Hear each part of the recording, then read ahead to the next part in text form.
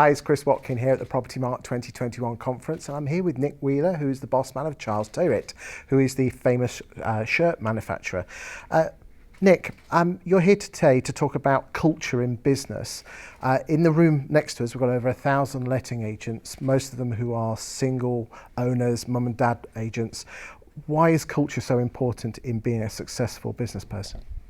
I think you have to decide whether you want to be a long-term business or if you're just in it for a quick buck. And I think, good business people are in it for the long term. And it's about creating a culture that really matters and resonates with your customers. Your customers love a business that has authenticity, especially when it's owner managed. I think customers love owner managed businesses. They want to deal with the boss, which is what most letting agents are. Yeah, no, it's fantastic. That's what it's a great industry. I love entrepreneurs. I started my business 35 years ago, so I'm now a bit of an old one.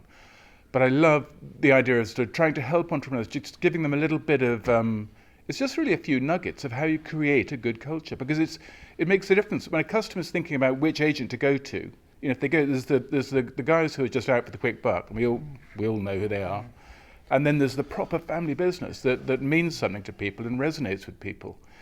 And I think that's, it's creating the stories that bring the customers in. Now, today we've got predominantly letting agents in that room, and that does create more of a relationship-based marketing, which does work on with the culture. But just stepping aside, we have in Propertymark estate agents. Would it actually surprise you that only 1 in 8 buyers go back to their original agent they bought their house off?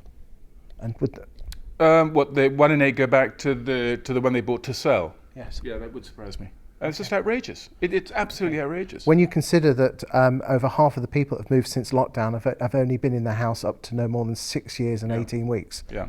So why do you think most estate agents are not very good at keeping the relationship going and keeping the, getting those buyers back to sell their house? Because I think, I would imagine, and I don't know, but I would imagine that the guys selling those houses are incentivized to sell that house. They're not incentivized to make sure that person comes back again and again.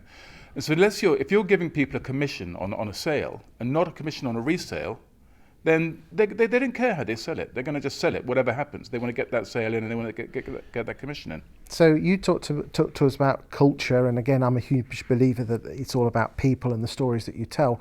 What stories have you told at Charles Tyrwhitt that have created a story that make people want to come back to you and also keep your staff as well? I think one of the things I've always said is that I don't want people to have one of my shirts if they don't like it. So we used to have a lifetime guarantee. So we had people who would send their shirts back after 10 years. And that's sort of fine as long as they're not taking the mickey. And then we had one guy who bought 30 pairs of socks, 30 pairs of pants and 30 shirts on the 1st of December, sent them back on the 31st. So we sent him a new set. On the 31st of January, he then did exactly the same thing. And I let it get to me. So then I said, we've got to stop this policy. So one person slightly ruined it. Because I think that's what, my basic belief, and we have a 6-month guarantee now, and it's not about sending it back in the original wrapping. Who keeps original wrapping? I don't want people to wear my product if they don't like it. I want them to send it back. I want them to, if they burn it with a cigarette, if they spill tomato ketchup down it, they can send it back. That's about creating a customer who'll come back again and again. You say that you're an entrepreneur, but how do you balance the fact of getting the deal and loving things whilst also building a relationship, almost delayed gratification? I think the important thing for me is that for me, when I started this business 35 years ago, I knew I was going to be doing this in 35 years' time. I didn't know, but I felt like I knew.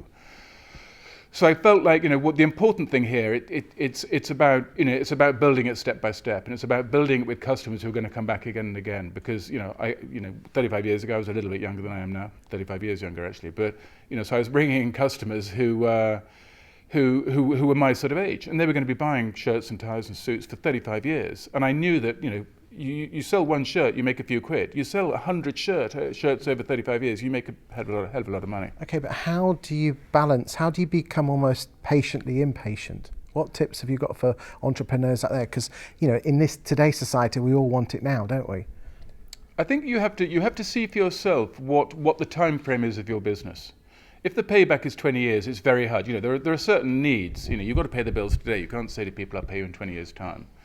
So you've got to see that payback quite quickly. So it all depends on what sort of business you're in. And in a way, property is quite a hard business. I don't know how often people are Half of people move on average every 6.5 years, but with letting agents, once you've got a landlord, you've got them for life. But 6.5 years is quite a long time to wait. I completely agree. So you've got to have a time horizon that is longer than 6.5 years, because otherwise, you might as well just take the sale now and be gone. Which is what most estate agents do. Yeah, but the trouble is, but it's got to be, but not the family ones, not the ones who really want to build the relationships. And I think that's the difference. And I think you've got to, everyone has to make that decision for themselves. Some people they start a business because they want to make a load of money and they know they want to sell it to private equity in 3 years' time. Good luck to them. That can work very well. You can be up and down, and I call them hares. I'm a tortoise. It's about that long term.